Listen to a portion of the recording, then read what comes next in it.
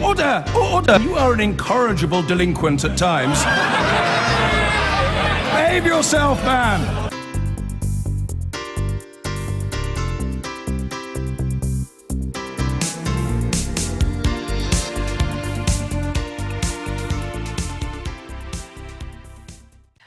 Or here, when a black firefighter complained that he was abused and assaulted by police officers, it took 5 years for his case to reach a tribunal.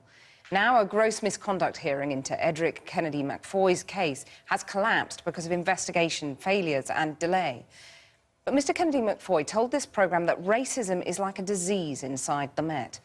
Our senior Home Affairs correspondent Simon Israel has this exclusive report. I'm driving down this road. This is Harrow View.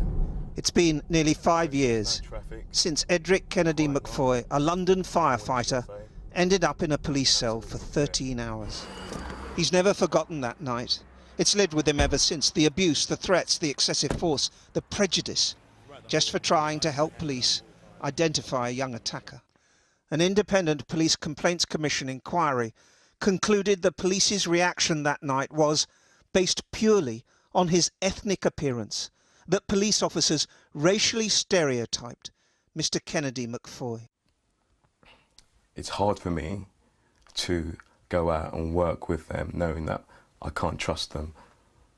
I find it very hard to trust police. These are the guys who served me with this great injustice, and I'm supposed to be able to just carry on and work with these officers.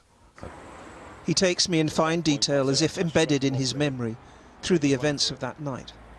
A police van had closed off the road in response to reports of a noisy party. He saw a black youth throw a rock through one of its windows. He then repeatedly tried to tell officers what he had witnessed, but instead, he says, he was treated as if he was a suspect, and things just escalated. I've put myself in a semi-recumbent position like this, arms out once again in a non-threatening manner, just trying to talk to the officers. Guys, I haven't done anything wrong. You're acting like wild animals. I've never experienced police officers like this. I'm not threatening. I'm not being aggressive. I'm a firefighter. All my words falling on deaf ears. Then he says without warning, he was tasered, handcuffed, and ultimately transported to a cell. He was charged with obstruction, but the court declared him innocent. And today he learnt that no officer would be held accountable following the collapse of a gross misconduct hearing. I never in a million years would expect something like this to happen to me. I know it happens, but I live a good lifestyle. I'm of good character. I'm a firefighter. I've never been in trouble with the police. And I just think if this can happen to me, it can happen to anyone. I think racism is like a disease within the Met Police Service, and it can only be rooted out from within. Channel 4 News can reveal a year ago the firefighter received substantial damages from the Metropolitan Police.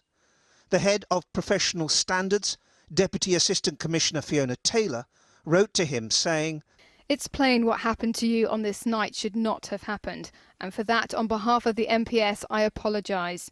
This is an incident from which the MPS can properly learn lessons." I failed to understand how I could be paid substantial damages and receive a full apology, yet the officers in question failed to be reprimanded for their actions. So it's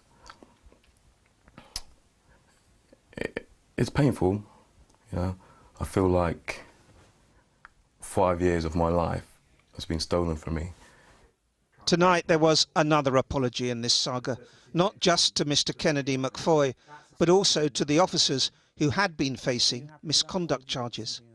This time it was from the Independent Police Complaints Commission for its investigation failures and delays. In a statement it said, "We would like to take this opportunity to apologise to them. The withdrawal follows procedural shortfalls identified by the IPCC. We will be carrying out an in-depth review." Not much solace then for the 33-year-old fire crew manager who feels a deep sense of injustice for being denied the chance to have his story put on record.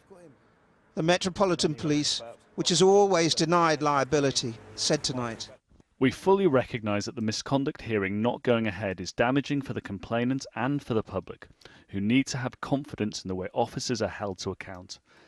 Any allegation that officers have behaved in a racist way is treated really seriously, and all are fully and properly investigated." all that remains for the firefighter is an invitation from the Met to help in their diversity training. And will you? Well, I think the first step to any problem is acknowledging that you have a problem. As yet, they have not acknowledged the wrongdoings. So until they do so, there's nothing for me to help them with, because there is no problem until you acknowledge it. Firefighter Edric Kennedy-Macfoy talking to Simon Israel about allegations he was abused by police officers because of his race.